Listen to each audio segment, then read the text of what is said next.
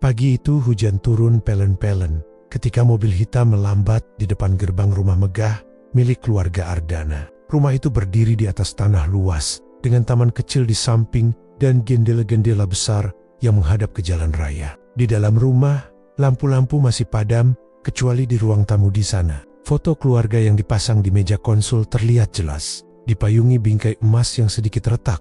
Nadia Ardana, pemilik rumah dan wanita yang sejak kecil hidup dalam kemewahan, berdiri di samping jendela sambil menatap hujan. Usianya baru menginjak 30-an, rambutnya selalu rapi, dan pakaiannya selalu tampak mahal. Namun pagi itu, matanya tampak lelah. Sejak ayahnya meninggal 3 tahun lalu, tanggung jawab keluarga jatuh padanya. Bisnis, keluarga, dan rumor semuanya menumpuk di pundaknya. "Ibu," panggil seorang pria dari belakangnya. Itu Raffi, adik tiri Nadia, yang sering bolak-balik rumah. Pembantu baru sudah sampai. "Ibu mau bertemu?" Nadia menoleh cepat. Di meja konsul, foto keluarga, foto masa kecilnya dengan seorang wanita yang tak disebut namanya memantulkan kilau lampu. Wanita itu memakai kerudung tipis dan memegang tangan Nadia kecil. Nadia merasakan sesuatu seperti gumpalan di perut. Lalu dia menghela napas, menutup foto dengan tangan seolah ragu-ragu melihatnya lagi. "Aku akan turun sebentar," jawab Nadia. Suaranya datar, seperti biasa, tapi hatinya sedikit berdebar. Di pintu depan, seorang wanita paruh baya berdiri dengan membawa satu koper kecil. Wajahnya sederhana, tak banyak makeup, tapi matanya jelas dan penuh perhatian. Dia mengenakan baju kerja yang rapi. Ketika melihat Nadia, senyumnya malu-malu. "Assalamualaikum Bu, nama saya Siti. Saya datang untuk mulai bekerja sebagai asisten rumah tangga," katanya lirih. Nadia memberi sedikit senyum formal. "Waalaikumsalam. Selamat datang. Silakan, masuk." Siti melangkah masuk hati-hati. Cara dia berjalan menunjukkan pengalaman. Orang rumah memperhatikannya. Koki, gardener, beberapa pembantu lama yang sudah bekerja bertahun-tahun. Mereka bertukar pandang, penasaran. Tidak banyak orang baru datang ke rumah itu. Akhir-akhir ini rumor soal keluarga Ardana membuat suasana sedikit tegang. "Profesi saya sederhana, Bu. Saya bisa membersihkan, memasak, mencuci, merapikan apa saja yang Ibu perlukan," kata Siti sambil menunduk sopan. Nadia mengangguk. "Baik, nanti saya tunjukkan kamar dan tugasnya," ujar Nadia, lalu memimpin Siti keliling rumah. Mereka berjalan melewati koridor panjang dengan lukisan-lukisan besar di dinding. Setiap lukisan seperti mengingatkan Nadia pada masa lalu yang mulai kabur satu persatu. Ketika Nadia menunjuk kamar kerja Siti, mata Siti tersapu ke arah meja konsul tempat foto keluarga itu. Ia menunduk cepat seperti orang yang menutup kesalahan. Nadia sempat melihat gerakan itu, namun berpura-pura tak memperhatikan. "Saya sudah biasa bekerja di rumah orang kaya, Bu. Tidak ada masalah," kata Siti. Ketika Nadia membuka percakapan basa-basi, suaranya lembut tapi tegas. Nadia merasa tenang mendengarnya. Ada sesuatu yang menenangkan dalam cara Siti bicara, bukan keramahan palsu, tapi lebih seperti ketulusan. Hari-hari awal berjalan seperti rutinitas biasa. Siti bekerja awal, menata dapur, menyiapkan sarapan, membersihkan debu dari rak-rak antik, menyapu teras sampai bersih. Ia sigap, rapi, dan selalu datang lebih awal dari yang diminta. Nadia sering memerhatikan caranya melipat serbet dengan teliti, cara ia menata bunga di vas, cara ia menatap tanaman yang layu, dan menyiramnya pelan-pelan. Semua tampak kecil, tapi Nadia merasakan rumahnya kembali memiliki ritme. Namun ada satu kebiasaan Siti yang membuat Nadia dan kadang-kadang beberapa pembantu lain merasa aneh. Setiap kali dia melewati meja konsul, Siti selalu berhenti sejenak. Matanya menatap foto keluarga itu seperti orang yang melihat sesuatu yang sangat mahal atau sangat menyakitkan. Ia tidak menyentuh foto itu, hanya menatap lama kadang-kadang, sampai beberapa menit seolah mencari sesuatu yang tak bisa diucapkan.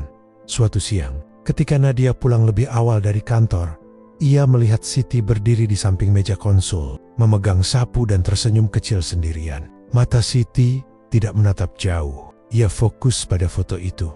Penuh perasaan, Nadia menghampiri pelan. "Sudah selesai membersihkan ruang tamu, Bu?" kata Siti ketika melihat Nadia mendekat. Suaranya pelan, sopan, namun tangan Siti tidak serta-merta menyingkirkan sapu. Matanya masih terpaku pada bingkai foto. Nadia merasa ada sesuatu mengganjal. Kau sering menatap foto itu, kata Nadia, mencoba menyelidik tanpa terdengar menuduh. Siti menoleh, matanya berkaca-kaca sekejap. Maaf Bu, katanya, foto itu, membuat saya ingat rumah saya. Nadia mencoba menahan rasa ingin tahu, apa yang kau ingat, tanyanya. Siti menggosok-gosok sapu di lantai, mencari kata-kata yang tepat. Dulu saya tinggal di kota kecil Bu, banyak kenangan. Saya orang sederhana. Kadang, melihat foto keluarga, membuat saya teringat anak-anak saya. Nadia merasa ada titik sensitif dalam jawaban itu. Oh, jawabnya singkat. Ia tak ingin bertanya terlalu jauh, takut membuka sesuatu yang bisa membuatnya tidak nyaman. Hari demi hari, kebiasaan menatap itu terus. Siti tidak pernah bicara panjang soal masa lalunya. Ia selalu sopan, menolak jika diminta untuk berbagi hal-hal pribadi. Ia bekerja tanpa banyak keluhan. Namun tatapan matanya pada foto keluarga selalu membuat Nadia tidak tenang.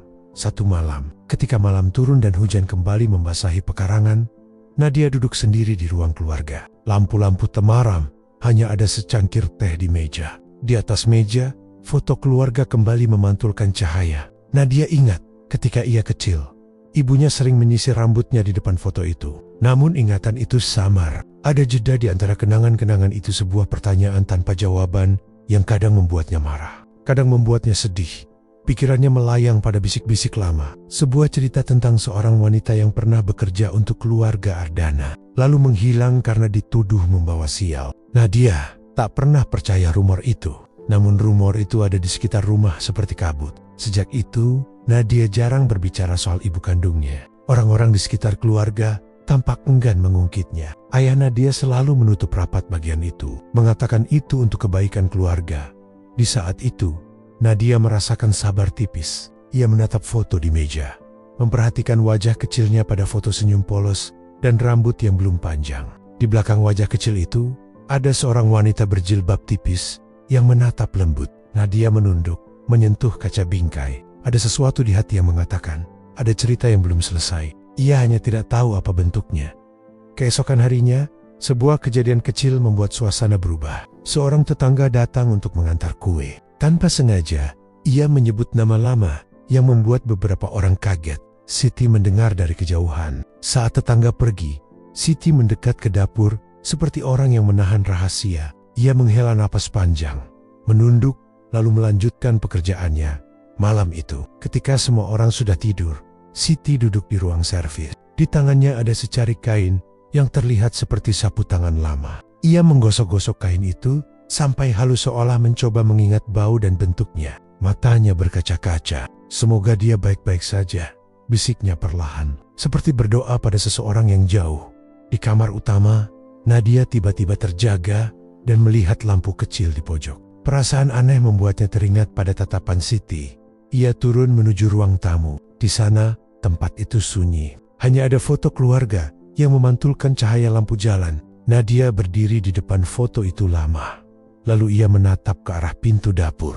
Bayangan Siti seolah menyentuh memori yang tertutup rapat. Sejak hari itu, Nadia semakin sering menangkap Siti menatap foto itu. Tidak hanya menatap, kadang Siti berbicara lirih kepada foto saat ia membersihkan, seperti sedang berkekap-kekap dengan bayangan masa lalu. Nadia penasaran, tapi juga ragu. Ada sesuatu di dalam dirinya yang berpikir, jika Siti benar memiliki hubungan dengan masa lalu keluarga ini, maka jawabannya bisa membuka luka lama. Namun ada juga rasa lain, rasa ingin tahu yang mendesak, yang menuntut kepastian. Ini ditutup dengan sebuah nada kecil.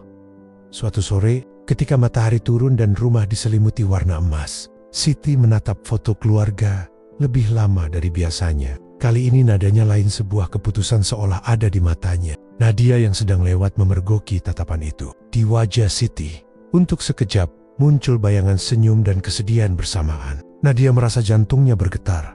Siapa sebenarnya Siti? Mengapa ia begitu terpikat pada foto itu? Di balik senyum sopannya, apakah ada kebenaran yang menunggu untuk diungkap? Nadia belum tahu. Namun dari dalam, sesuatu berkata bahwa sejarah lama segera mengetuk pintu rumah besar itu. Denggen lembat, tapi tak terbendung lagi. Sudah hampir 2 minggu Siti bekerja di rumah besar keluarga Ardana. Dalam waktu sesingkat itu, ia sudah menjadi sosok yang disukai banyak orang di rumah itu. Ia tidak hanya rajin, tapi juga lembut dalam bertutur.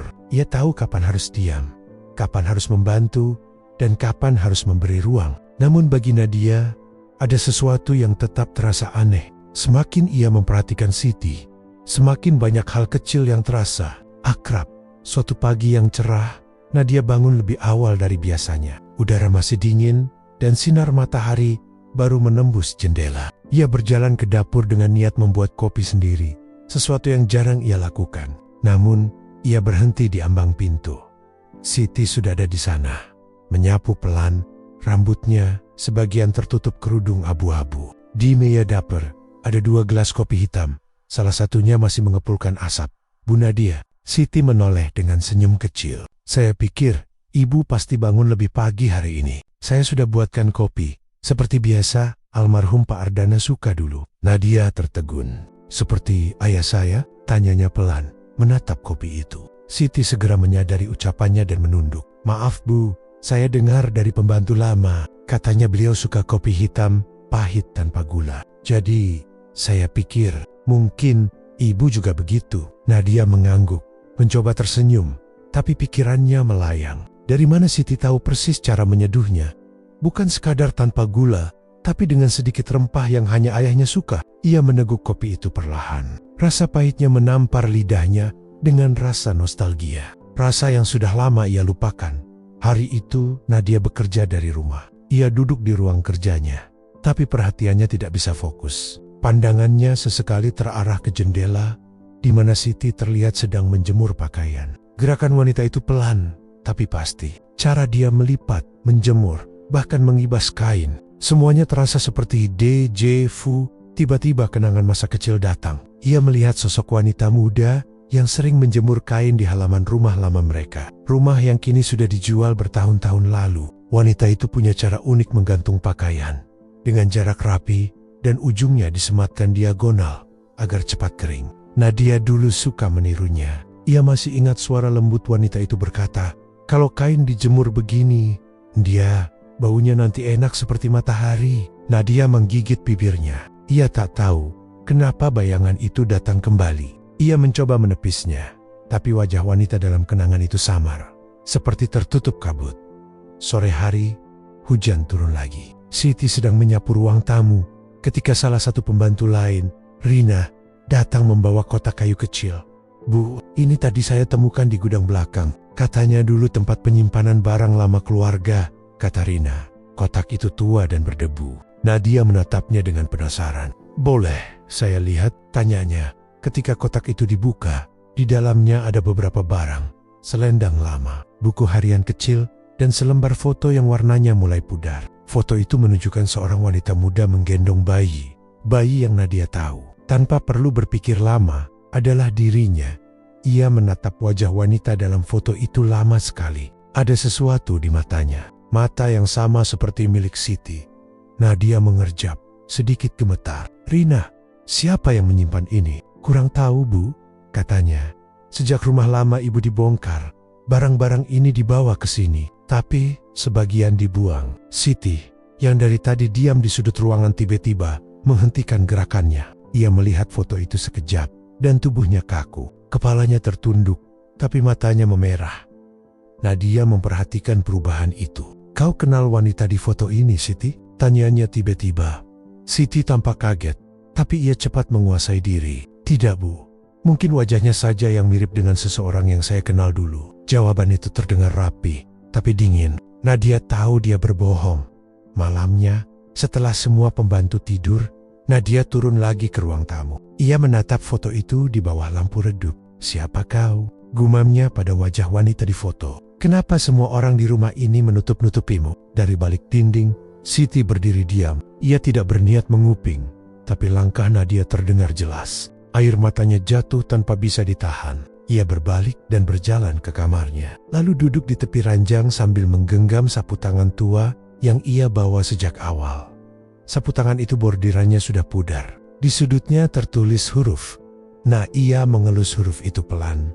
Suaranya bergetar. "Anakku," bisiknya lirih, "ibu cuma ingin melihatmu bahagia, meski dari jauh." Keesokan paginya, Siti bekerja seperti biasa, seolah tak terjadi apa-apa. Namun Nadia kini mulai memperhatikan setiap jaruk-jariknya lebih dalam. Ia mulai menaruh rasa ingin tahu yang lebih besar. Di tengah pagi itu, Raffi, adik tirinya, datang dengan kabar mengejutkan. "Mbak, aku nemu sesuatu di arsip lama Bapak tentang seseorang bernama Siti Maryam," katanya sambil mengeluarkan map coklat.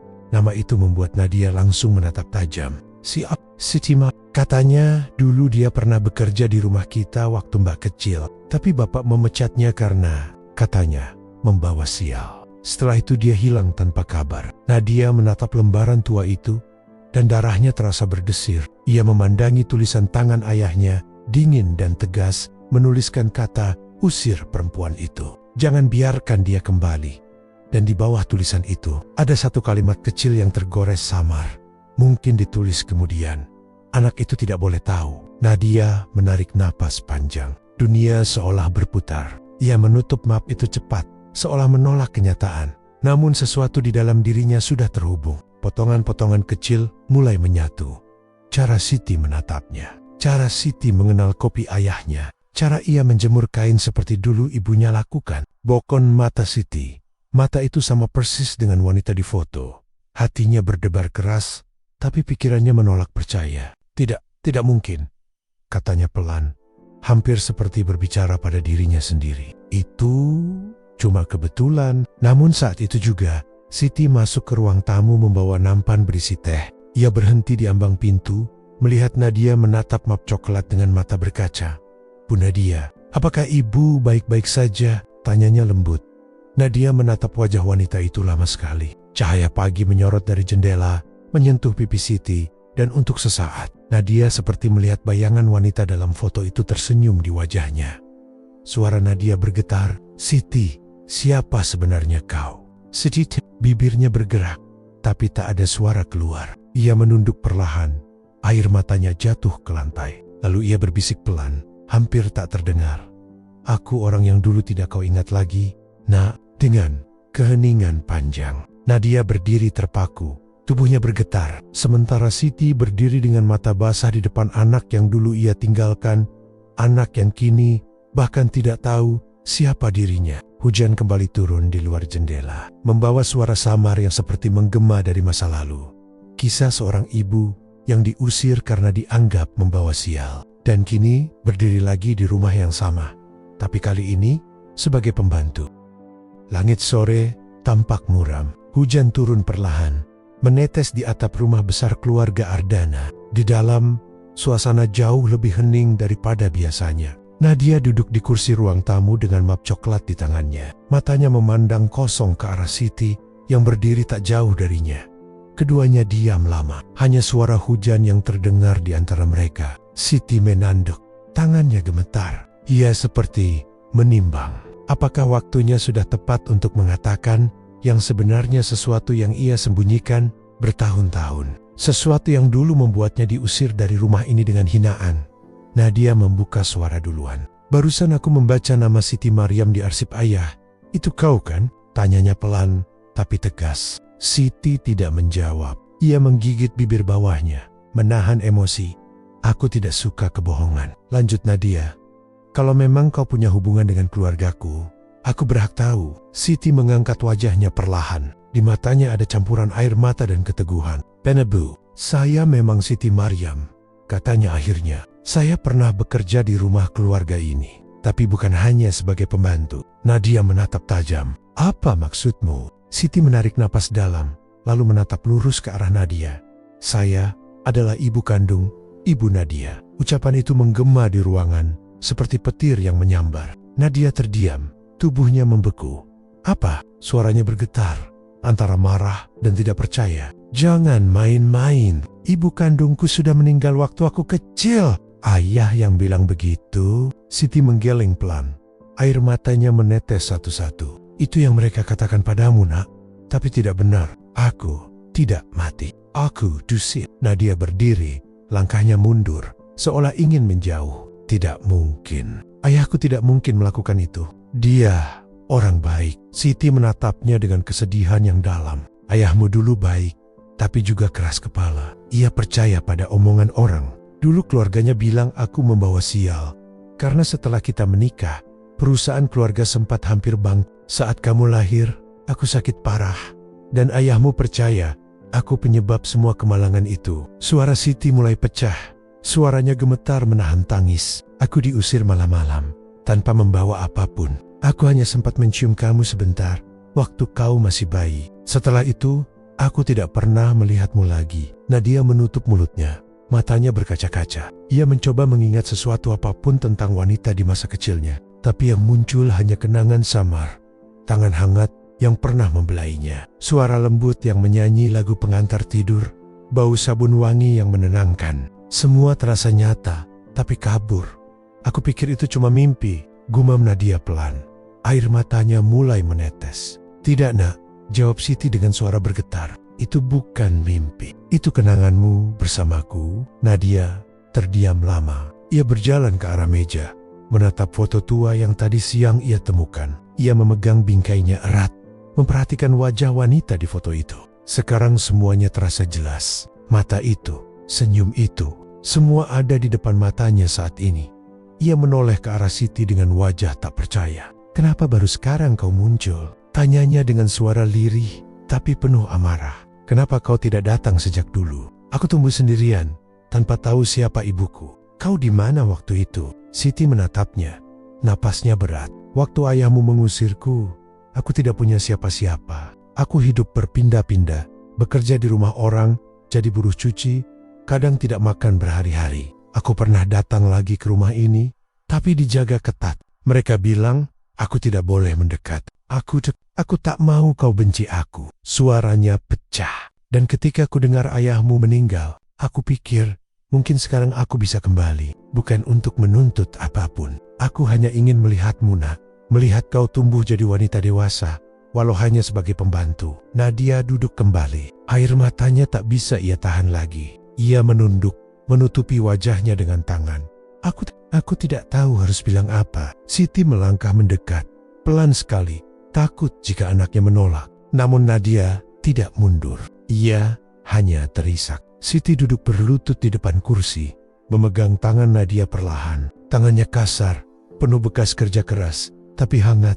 Maafkan ibu, bisiknya, lirih. Maaf, karena ibu tidak bisa bersamamu waktu kau belajar berjalan. Maaf karena tidak bisa mengantarmu ke sekolah. Ibu salah karena diam. Tapi ibu tidak pernah berhenti mencintaimu. Nadia menatap wanita itu lama sekali. Untuk pertama kalinya, ia melihat bukan sekadar pembantu, melainkan wajah seorang ibu yang menanggung rasa bersalah seumur hidup. Beberapa hari berikutnya, suasana di rumah berubah total. Rina dan para pembantu lain mulai tahu sebagian dari cerita itu. Tapi mereka diam, menghormati. Nadia mencoba menyesuaikan diri dengan kenyataan yang baru. Setiap pagi, saat Siti menyiapkan sarapan, Nadia memperhatikannya dari jauh. Ada rasa canggung, tapi juga hangat. Kadang Nadia ingin memanggil ibu, tapi lidahnya kaku. Kadang ia ingin memeluk, tapi langkahnya tertahan oleh kebingungan yang belum pulih. Sementara Siti, seperti biasa, bekerja tanpa banyak bicara. Tapi setiap kali Nadia lewat, ada cahaya kecil di matanya. Cahaya harapan yang tidak pernah ia miliki selama puluhan tahun.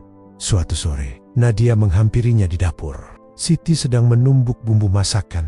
Rambutnya yang mulai beruban tergerai sedikit dari kerudung. Nadia berdiri di pintu, diam beberapa saat, lalu berkata pelan, "Bu." Siti berhenti seketika. Tangannya terhenti di atas cobek. Ia menatap Nadia dengan mata berkaca. "Ya nak." Nadia menunduk.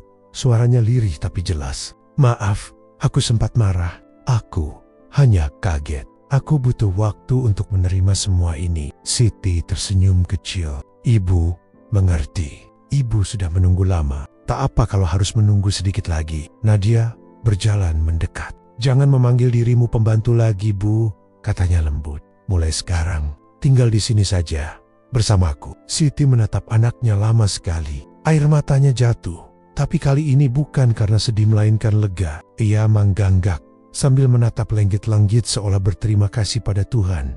Malam itu, untuk pertama kalinya setelah puluhan tahun, dua perempuan itu makan malam bersama. Tidak ada meja besar dan formal seperti biasanya. Hanya meja kecil di dapur, dua piring nasi hangat, dan tawa yang masih canggung tapi nyata.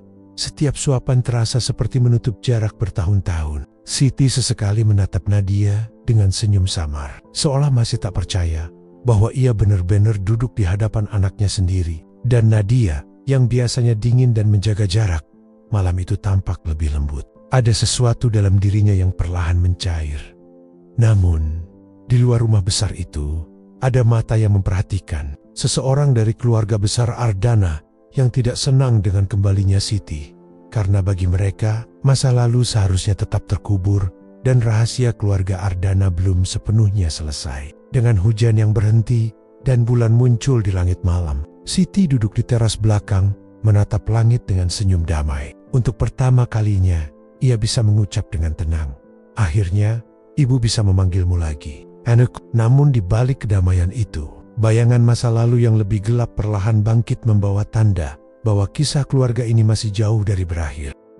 Malam itu angin bertiup pelan, membawa aroma tanah basah setelah hujan. Rumah besar keluarga Ardana tampak tenang dari luar, namun di dalamnya sesuatu sedang bergolak. Sudah seminggu berlalu sejak pengakuan itu, pengakuan yang mengubah hidup Nadia sepenuhnya. Ia kini tahu bahwa Siti, pembantu yang diam-diam memperhatikannya sejak awal, bukan orang asing, melainkan ibu kandungnya sendiri.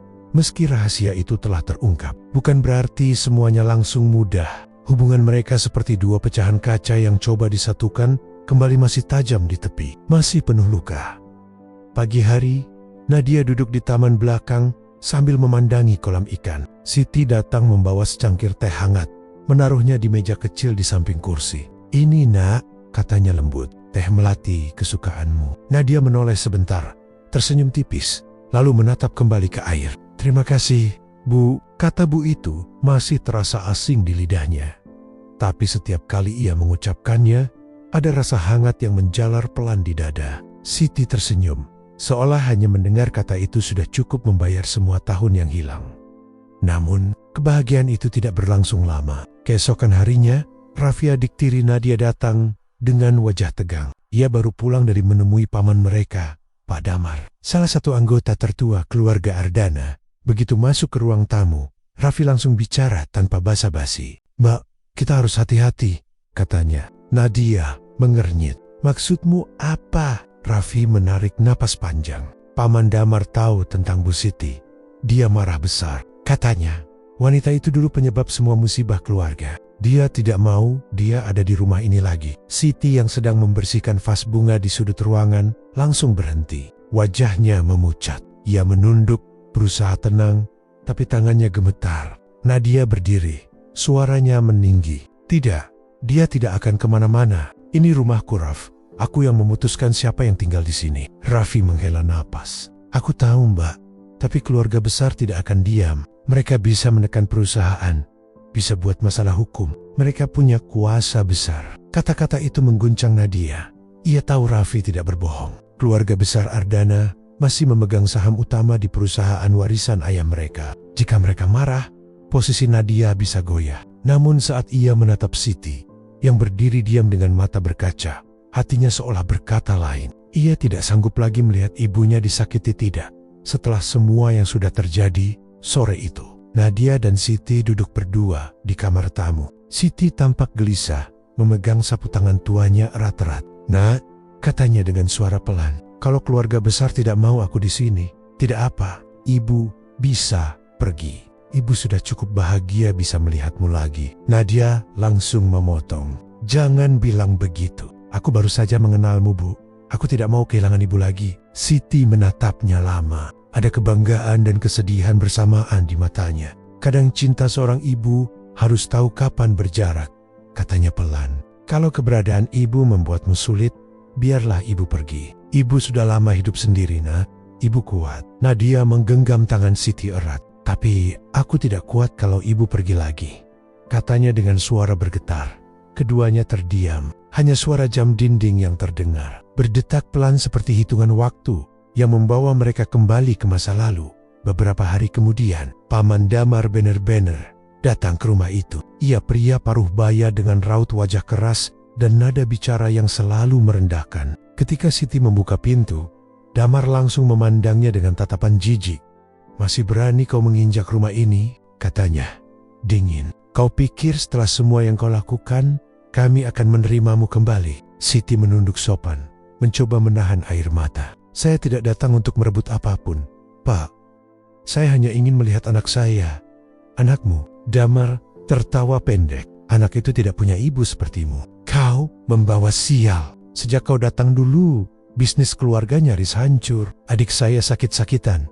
Dan sekarang kau mau kembali menghantui rumah ini? Suara keras itu membuat Nadia keluar dari ruang kerja. Ia berjalan cepat dan berdiri di depan ibunya. Cook up payment, katanya tegas. Jangan bicara seperti itu. Beliau, ibuku. Damar menatap Nadia tajam. Kau dibutakan oleh rasa kasihan. Wanita itu sudah membuat keluargamu hancur. Ayahmu meninggal dengan menyesal karena pernah mengenalnya. Nadia terdiam sesaat, lalu berkata pelan tapi jelas, kalau ayahku memang menyesal, mungkin penyesalannya karena telah mengusir wanita yang paling mencintainya. Siti memegang lengan Nadia, berusaha menenangkannya. Sudahlah nak, jangan berdebat. Namun Damar sudah melangkah pergi sambil menatap mereka penuh amarah. Baiklah, katanya dingin. Kalau begitu, jangan salahkan kami kalau semua pintu keluarga akan tertutup untukmu. Pintu rumah dibanting keras. Keheningan menyelimuti ruangan. Siti menatap anaknya dengan wajah sedih. Lihat nak, ibu malah membuatmu dalam masalah. Nadia menggeleng pelan. Tidak bu, aku justru baru tahu siapa keluargaku sebenarnya dan siapa yang benar-benar peduli padaku. Malamnya, Nadia duduk di balkon, menatap langit yang berawan. Ia merasa kehilangan arah, tapi di sisi lain, ada kekuatan baru dalam dirinya. Selama ini ia selalu hidup dengan biang-biang masa lalu. Keluarganya nama besar Ardana yang ia jaga tanpa tahu luka yang tersembunyi di baliknya. Kini ia tahu kebenarannya dan ia tidak akan membiarkan siapapun merampas ibunya lagi. Siti datang membawa selimut. Masuk nak, dingin di luar. Nadia tersenyum kecil. Aku cuma ingin melihat bintang. Dulu waktu kecil, aku suka menatap bintang sambil berharap ibuku kembali. Siti duduk di sampingnya, matanya berkaca. Dan sekarang, ibu di sini. Ya, jawab Nadia pelan. Doaku akhirnya dijawab. Keduanya duduk diam dalam kehangatan yang sederhana tanpa kemewahan, tanpa topeng. Hanya ibu dan anak yang akhirnya bertemu kembali setelah bertahan-tahan kehilangan. Namun, di luar sana, badai lain mulai terbentuk. Keluarga besar Ardana mulai bergerak. Surat-surat hukum mulai dikirim ke kantor Nadia Saham-Sahum. Perusahaan mulai digoyang, dan nama Siti kembali menjadi bahan gunjingan. Nadia tidak tahu seberapa besar badai itu akan menghantam hidupnya. Tapi kali ini, ia sudah tidak sendirian lagi. Adegan di mana Siti berdiri di depan kamar Nadia, memperhatikan anaknya yang sudah tertidur di sofa karena kelelahan. Ia menutupi tubuh Nadia dengan selimut, lalu berbisik pelan. Apapun yang terjadi, ibu akan melindungimu. Nak, sekalipun seluruh dunia menentang, di luar jendela, angin berembus membawa daun-daun gugur. Dan entah kenapa, malam itu terasa seperti awal dari pertempuran yang lebih besar, bukan antara keluarga, tapi antara kebenaran dan kebohongan yang sudah terlalu lama disembunyikan. Pagi itu udara terasa lebih berat dari biasanya. Rumah besar keluarga Ardana yang biasanya ramai oleh aktivitas, kini tampak sunyi. Nadia duduk di ruang makan, menatap secangkir kopi yang sejak tadi tak tersentuh. Ia tak bisa fokus bekerja. Pikirannya bercampur antara marah, takut, dan bingung. Semalam ia menerima kabar bahwa saham perusahaannya diserang oleh investor bayangan yang belakangan diketahui adalah kaki tangan Paman Damar. Siti berdiri di dekat dapur, memperhatikan anaknya dengan tatapan cemas. Kenapa nak? Ada yang ibu bisa bantu? Nadia menggeleng pelan. Tidak apa-apa bu, cuma lagi bingung. Namun nada suaranya lemah. Ia sudah tidak bisa menyembunyikan kegelisahan lagi. Siti berjalan pelan, duduk di seberangnya. Dari dulu ibu tahu, keluarga besar ini tidak akan mudah menerimamu kalau kau menentang mereka, katanya lembut. Nadia menatapnya dengan mata merah. Tapi ini tidak adil bu. Mereka memperlakukan ibu seperti musuh. Padahal ibu tidak pernah salah. Sedikit, ia menunduk lama, menatap tangannya sendiri. Nak, sejujurnya, ada hal yang ibu belum sempat ceritakan, ucapnya pelan. Nadia menatap ibunya, heran. Apa maksud ibu? Siti menarik napas panjang. Tentang alasan kenapa ibu diusir dulu, 20 tahun lalu. Siti muda bekerja di rumah keluarga Ardana sebagai perawat pribadi ayah Nadia. Tuan Harun yang waktu itu masih aktif di bisnis tapi sering sakit. Saat itu, Harun baru kehilangan istrinya ibu kandung Nadia dalam kecelakaan mobil. Nadia kecil masih berusia 4 tahun, Siti adalah satu-satunya orang yang berhasil menenangkan Nadia setiap kali ia menangis mencari ibunya. Kedekatan itu membuat Harun sering mengandalkan Siti, hingga tanpa disadari, hubungan mereka semakin dalam. Namun, ketika keluarga besar tahu bahwa Harun ingin menikahi Siti, mereka menentang keras. Bagi mereka, Siti bukan siapa-siapa, hanya perempuan sederhana dari kampung. Tidak pantas menjadi bagian dari keluarga Ardana yang terpandang. Bahkan, ketika Harun tetap bersikeras, Paman Damar menyebarkan fitnah bahwa Siti membawa sial dan menjadi penyebab sakit. Harun semakin parah. Beberapa bulan kemudian, Harun benar-benar jatuh sakit dan meninggal dunia secara mendadak. Keluarga besar langsung menuding Siti sebagai penyebabnya dan mengusirnya dari rumah dengan kasar tanpa sempat menjelaskan apapun. Nadia kecil yang masih belum paham hanya menangis, memanggil Bu Siti. Saat wanita itu diseret keluar gerbang, Siti menghapus air mata yang mulai menetes. Itu sebabnya ibu pergi diam-diam. Nak, ibu takut kau semakin menderita kalau ibu melawan waktu itu. Nadia menatap ibunya tanpa berkedip. Dadanya sesak. Jadi, selama ini, semua yang mereka katakan bohong? Siti mengangguk pelan. Ibu tidak pernah membawa sial. Ibu hanya membawa kasih sayang yang tidak mereka mau terima. Nadia menunduk, menahan tangis. Seluruh hidupnya ia tumbuh dengan keyakinan bahwa ibunya sudah lama meninggal atau pergi karena malu. Sekarang ia tahu kebenarannya. Kebenaran yang membuat semua hal dalam hidupnya terasa palsu. Hari itu Nadia memutuskan sesuatu. Ia tidak akan diam. Ia mengumpulkan semua dokumen lama perusahaan yang tersimpan di kantor pusat. Ia ingin tahu, apakah benar selama ini keluarganya bersih dari dosa, atau justru menyembunyikan sesuatu. Raffi, adik tirinya, membantu diam-diam. Kau yakin mau buka lagi semua ini? Tanya Raffi, khawatir. Kalau salah langkah, Paman Damar bisa menghancurkan reputasimu. Nadia menatapnya teguh. Kalau aku biarkan, dia akan menghancurkan kita semua. Aku harus tahu kebenaran yang sesungguhnya. Beberapa malam kemudian, mereka menemukan sebuah berkas lama di brankas kantor. Surat wasiat asli peninggalan Tuan Harun. Namun yang membuat Nadia gemetar adalah tulisan tangan di bagian akhir surat itu. Jika sesuatu terjadi padaku, jagalah Siti. Ia wanita baik yang kucintai, dan Nadia membutuhkan kasih sayangnya. Tanda tangan Harun jelas di bawah tulisan itu. Tapi di dokumen versi keluarga besar yang selama ini digunakan, bagian itu sudah hilang, dihapus, diganti dengan kalimat palsu yang menyatakan bahwa seluruh harta diwariskan pada keluarga Ardana tanpa menyebut Siti sama sekali. Raffi terperanjat.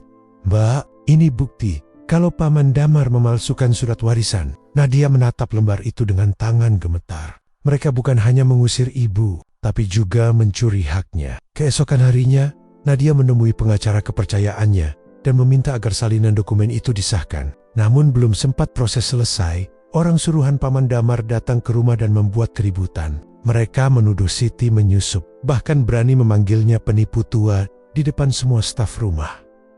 Siti hanya diam, menunduk menahan air mata. Namun kali ini, Nadia tidak tinggal diam. Ia berdiri di hadapan mereka dan berkata lantang, "Wanita ini adalah ibuku, dan kalian semua tidak berhak mengusirnya dari rumah yang sebenarnya miliknya juga." Semua terdiam. Nada suaranya bergetar, tapi penuh keyakinan. Siti menatap Nadia dengan mata basah. "Nak, jangan buat masalah lebih besar." Nadia menggenggam tangan ibunya. "Masalah ini sudah besar sejak mereka menghapus nama ibu dari sejarah keluarga kita." Malam itu, setelah rumah kembali tenang, Siti duduk di teras sambil menatap langit. "Kenapa ibu merasa bersalah ya?" bisiknya lirih. Nadia duduk di sampingnya. "Karena ibu terlalu baik." Mereka berdua terdiam lama. Angin malam meniup lembut, membawa aroma bunga kenanga yang ditanam Siti di halaman belakang. "Tahu tidak, Bu?" kata Nadia pelan. "Aku mulai ingat sesuatu. Waktu kecil, sebelum ibu pergi, aku pernah tidur di pangkuan seseorang. Aku kira itu mimpi, tapi sekarang aku tahu. Itu ibu kan?" Siti tersenyum lemah, menahan tangis. "Iya nak, ibu dulu sering meninabobokanmu sambil menyanyikan lagu kecil." Nadia memejamkan mata, dan seolah mendengar kembali suara lembut itu dari masa lalu. Namun ketenangan itu tidak bertahan lama. Keesokan harinya, surat panggilan hukum datang dari pengacara keluarga besar. Isinya, gugatan resmi terhadap Siti atas tuduhan pemalsuan identitas dan upaya merebut warisan. Nadia menatap surat itu lama, lalu meremasnya kuat-kuat. "Kalau ini perang yang mereka mau, maka akan aku hadapi," katanya tegas. Siti memandang anaknya dengan cemas, namun di balik kekhawatiran itu terselip rasa bangga. Untuk pertama kalinya, ia melihat keberanian ayah Nadia hidup kembali di dalam diri putrinya dengan adegan malam hari. Nadia berdiri di depan jendela, menatap lampu-lampu kota yang berkelip di kejauhan. Sementara Siti berdoa di kamar, air matanya jatuh satu persatu. Keduanya tahu badai yang lebih besar sedang datang. Tapi kini mereka tidak lagi bersembunyi. Mereka siap menghadapi apapun bersama. Dan di antara kesunyian malam, terdengar suara lembut dari kamar Siti. Sebuah doa yang menyelimuti udara. "Ya Tuhan, jangan biarkan kebenaran terkubur oleh kekuasaan. Biarkan anakku menemukan cahaya, meski harus melawan seluruh dunia." Langit tampak gelap, tapi di balik awan hitam itu, ada bintang yang mulai berani muncul. Seperti harapan kecil yang tak pernah padam. Sudah 3 hari berlalu sejak surat gugatan itu tiba, dan rumah besar keluarga Ardana kini terasa seperti medan perang yang sunyi. Tidak ada lagi tawa pelayan, tidak ada lagi aroma masakan yang biasa memenuhi udara. Yang terdengar hanya langkah-langkah kaki Nadia yang mondar-mondir di ruang kerjanya, menandai setiap detik dengan ketegangan di meja kerjanya. Tumpukan dokumen berserakan, bukti warisan, surat wasiat asli, serta laporan dari pengacara yang mengatakan bahwa pihak Paman Damar tidak main-main. Mereka menuduh Siti menyamar dan mempengaruhi Nadia untuk merebut harta keluarga. Berita itu bahkan sudah menyebar ke media. Wanita misterius diduga memanipulasi pewaris Ardana Group. Begitu judul headline pagi itu, Siti membaca pelan berita itu sambil menatap lantai. "Nak, biarkan saja. Nama baik keluarga Ardana itu besar. Mereka bisa buat apa saja untuk menjatuhkan kita." "Ibu, tidak apa-apa." Tapi Nadia menatapnya tajam. "Tidak, Bu.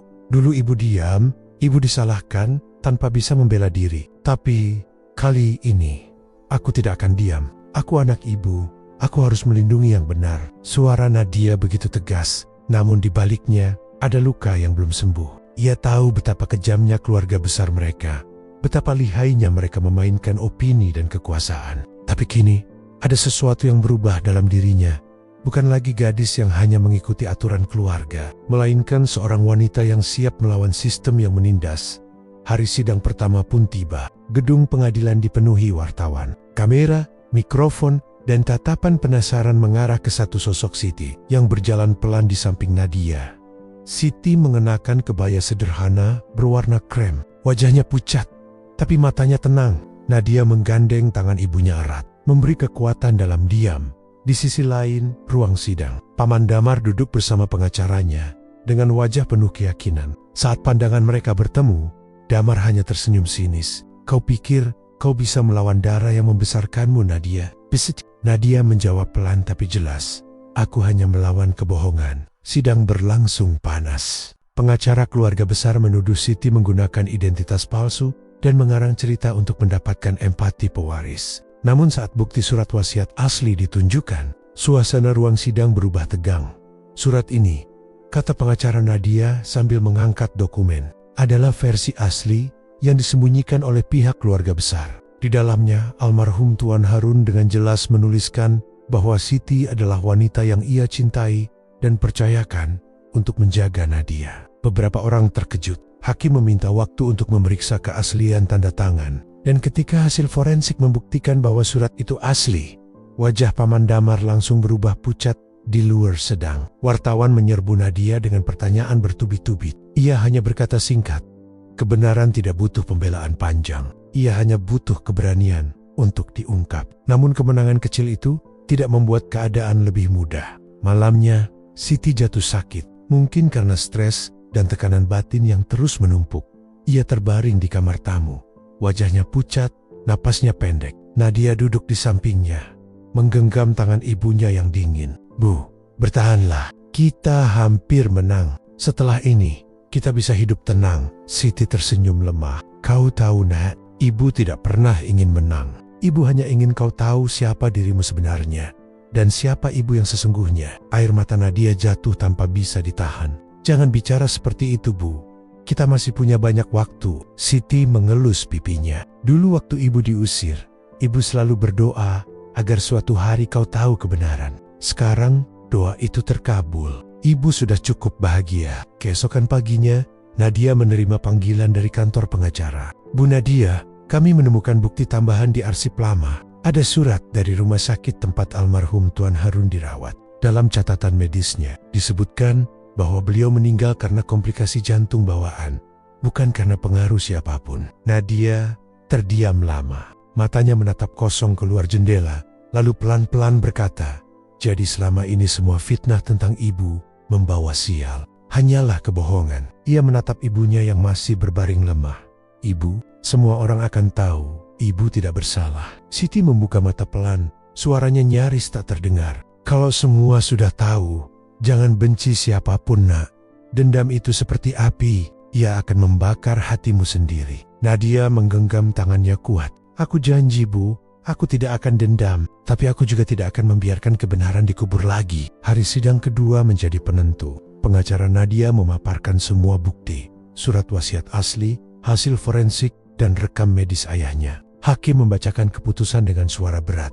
Setelah meninjau semua bukti dan keterangan saksi, pengadilan memutuskan bahwa tuduhan terhadap Siti tidak terbukti. Nama baiknya dipulihkan, dan hak moral serta hukum atas warisan almarhum Tuan Harun diakui. Ruang sidang langsung hening. Nadia menatap ibunya. Air matanya menetes tanpa suara. Siti menutup wajahnya, berbisik lirih, Alhamdulillah, akhirnya selesai. Paman Damar menunduk, wajahnya gelap. Ia berjalan keluar tanpa berkata apapun. Untuk pertama kalinya dalam hidupnya, ia kalah bukan karena uang, tapi karena kebenaran. Malam itu hujan turun deras. Siti duduk di teras, menatap air yang mengalir di pelataran. Nadia datang, membawa selimut, membungkus tubuh ibunya dengan lembut. Ibu masih ingat, dulu sering menatap hujan sambil berharap bisa kembali? Tanya Nadia, pelan. Siti tersenyum samar. Iya, dan sekarang ibu sudah di sini. Tapi kali ini bukan untuk bekerja, melainkan untuk mencintai. Keduanya tertawa pelan. Suara hujan menjadi musik latar yang damai setelah semua badai berlalu. Namun di balik tawa itu, Siti menatap anaknya dengan pandangan yang dalam. Ia tahu tubuhnya tidak sekuat dulu, tapi hatinya tenang karena tugasnya sudah selesai. Ia sudah mengembalikan kebenaran yang dulu dicuri dan menghapus luka yang pernah ia tinggalkan. Beberapa hari kemudian, Nadia menggelar konferensi pers di kantor pusat Ardana Group. Ia berdiri di depan semua karyawan dan media, mengenalkan Siti sebagai ibu kandungnya. Tanpa beliau, kata Nadia dengan suara bergetar, tidak akan ada Nadia Ardana yang berdiri di sini hari ini. Semua orang berdiri dan bertepuk tangan. Siti tersenyum, tapi air matanya mengalir pelan. Ia tak butuh sorotan, tak butuh pengakuan, karena yang ia cari hanyalah pelukan anaknya. Dan hari itu, ia sudah mendapatkannya. Malam menjelang, rumah besar itu kini hangat kembali. Di dinding ruang tamu, tergantung dua foto berdampingan, foto Tuan Harun, dan di sebelahnya, foto Siti dalam kebaya sederhana. Nadia duduk di kursi dekat jendela, menatap foto itu sambil tersenyum kecil. Ibu, akhirnya semuanya selesai, bisiknya. Siti menatapnya, tersenyum lembut. Belum, Nak. Masih ada satu hal yang harus kau lakukan. Apa itu, Bu? Maafkan masa lalu dan jalani masa depan tanpa beban. Nadia memeluk ibunya erat. Dan di luar jendela, hujan yang sejak tadi turun perlahan berhenti. Langit terbuka sedikit, menampakkan bulan yang bersinar lembut. Kehidupan memang tidak bisa diulang, tapi kebenaran selalu menemukan jalannya, meski harus menunggu 20 tahun lamanya. Dan malam itu, untuk pertama kalinya dalam hidupnya, Nadia merasa utuh, bukan lagi sebagai pewaris keluarga Ardana, tapi sebagai seorang anak yang akhirnya menemukan ibunya kembali.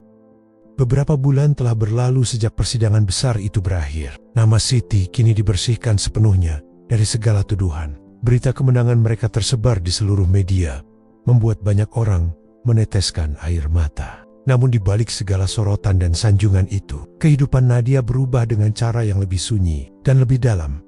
Ia tidak lagi hidup untuk menjaga nama besar keluarga. Ia kini hidup untuk menjaga satu nama yang paling berharga, Ibu, rumah besar itu perlahan kembali berisi tawa. Siti sering terlihat duduk di taman, menanam bunga melati, bunga yang dulu menjadi kesukaannya waktu muda. Kadang, Nadia ikut duduk di sampingnya, menikmati sore sambil bercerita hal-hal kecil, pekerjaan, teman, kenangan masa kecil yang dulu samar kini mulai muncul kembali. Tapi di balik senyum dan kehangatan itu, Nadia menyadari satu hal. Siti mulai sering batuk. Awalnya pelan, tapi semakin hari semakin parah. Ibu cuma masuk angin, katanya setiap kali Nadia bertanya. Namun Nadia tahu tubuh ibunya semakin lemah. Ia sering melihat Siti duduk diam di teras malam-malam, menatap langit dengan pandangan jauh, seolah sedang mempersiapkan diri untuk sesuatu yang tidak ingin ia ucapkan. Suatu pagi, Nadia memanggil dokter ke rumah. Hasil pemeriksaan membuatnya terdiam lama. Dokter berkata lembut, Ibu Siti mengalami komplikasi paru yang sudah cukup berat. Kondisinya rapuh. Mungkin tidak lama lagi. Kata-kata itu seperti petir di siang bolong. Nadia memejamkan mata, mencoba menahan air mata yang memaksa keluar. Ia tidak siap kehilangan ibunya, bukan setelah baru saja menemukannya kembali. Malam itu, Nadia duduk di sisi ranjang ibunya. Siti tampak lemah, tapi masih tersenyum. Seperti biasa, jangan sedih nak. Setiap orang punya waktunya. Ibu sudah diberi waktu yang cukup panjang untuk menunggu hari bisa memelukmu lagi. Sekarang, ibu siap kalau harus pergi. Nadia menggenggam tangan ibunya erat-erat. Jangan bilang begitu, Bu. Aku belum sempat membahagiakan ibu.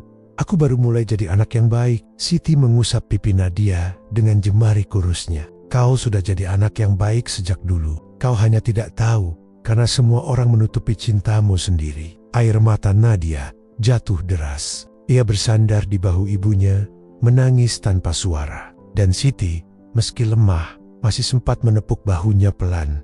Hari bergonte. Siti semakin jarang keluar kamar. Namun, setiap pagi, Nadia tetap membukakan jendela kamar ibunya agar cahaya matahari bisa masuk. Ibu suka cahaya pagi, katanya suatu hari. Cahaya itu mengingatkan ibu pada harapan. Bahkan setelah malam paling gelap, Nadia tersenyum getir. Kalau begitu, setiap pagi aku akan pastikan jendela ini terbuka. Siti tersenyum lembut. Kalau suatu hari ibu sudah tidak ada, tetap buka jendela ini, ya, biarkan cahaya masuk agar rumah ini tidak pernah gelap lagi. Kalimat itu menusuk hati Nadia seperti pisau yang dingin. Ia tahu apa maksud ibunya. Ia tahu waktu mereka tidak lama lagi. Beberapa minggu kemudian, penyakit Siti semakin parah. Satu malam, Nadia terbangun karena mendengar ibunya memanggil pelan. Ia berlari ke kamar dan melihat Siti berbaring dengan napas tersengal. Ibu jangan bicara dulu, aku panggil dokter. Siti memegang tangan Nadia, menggoyangkannya pelan. Tidak usah nak, sudah waktunya. Nadia menangis. Tidak, aku tidak siap Bu. Siti tersenyum dengan sisa kekuatannya. Nak, dengarkan ibu baik-baik. Hidup ini tidak selalu adil, tapi selalu bisa berarti. Kau sudah menyalakan cahaya yang dulu padam di keluarga kita. Jangan biarkan siapapun memadamkannya lagi. Nadia menggigit bibir, menahan isak. Ibu, jangan pergi. Siti menatapnya dengan tatapan penuh cinta. Ibu tidak pergi nak, ibu hanya pulang. Dan dengan napas yang perlahan melemah, Siti mengucapkan kalimat terakhirnya. Terima kasih, sudah menemukan ibu. Tangannya terkulai. Hening. Hanya suara angin malam yang berhembus lewat jendela terbuka. Nadia menunduk, mencium tangan ibunya yang dingin. Tangisnya pecah, memenuhi ruangan. Beberapa hari kemudian, rumah besar keluarga Ardana kembali dipenuhi orang. Bukan untuk pesta, bukan untuk sidang, tapi untuk perpisahan. Wajah-wajah yang dulu mencibir Siti, kini datang dengan pandangan penuh penyesalan. Paman Damar pun hadir. Berdiri paling belakang dengan kepala tertunduk ketika peti diturunkan ke liang lahat. Nadia berlutut di tanah, menatap gundukan tanah yang pelen-pelen menutup wajah ibunya. Hujan turun rintik-rintik seolah langit pun ikut menangis. Namun di tengah tangisnya, Nadia tersenyum kecil. Karena ia tahu ibunya sudah bebas dari luka, dari fitnah, dari dunia yang dulu mengusirnya. Dan kali ini, kepergiannya bukan lagi dalam hinaan, melainkan dalam kehormatan dan cinta yang akhirnya ia terima. Beberapa bulan setelah itu, Nadia mendirikan sebuah yayasan sosial yang ia beri nama Cahaya Ibu, sebuah tempat bagi para wanita pekerja kecil agar mendapat perlindungan dan pendidikan yang layak. Di pintu depan yayasan itu terukir kalimat, "Kasih seorang ibu tidak pernah hilang, hanya berpindah menjadi cahaya." Setiap sebelum bekerja, Nadia selalu membuka jendela rumah besar itu, seperti yang pernah diminta ibunya. Sinar matahari masuk, hangat dan lembut, menerangi ruang tamu yang kini penuh bunga melati putih. Ia berdiri di sana, menatap foto ibunya di dinding, lalu berbisik, "Ibu, aku tidak akan biarkan rumah ini gelap lagi." Dan seolah menjawab, angin berhembus pelan, membawa aroma melati yang memenuhi udara. Kini, rumah keluarga Ardana tidak lagi menjadi simbol kekuasaan atau warisan, melainkan tempat di mana cinta dan kebenaran akhirnya menang. Nadia menjalani hari-harinya dengan tenang, menulis, bekerja, dan menolong banyak orang, melanjutkan warisan yang jauh lebih berharga daripada harta. Hati yang tulus dan keberanian untuk mencintai tanpa syarat di malam-malam sepi. Kadang ia masih mendengar suara lembut dari sudut hatinya, suara ibunya yang berbisik lembut, "Nak, kau sudah jadi cahaya yang dulu ibu impikan." Dan Nadia menatap langit malam, tersenyum sambil berbisik, "Terima kasih, Bu, karena dari ibu, aku belajar bahwa kasih sejati tidak pernah pergi, hanya berubah bentuk menjadi terang yang abadi."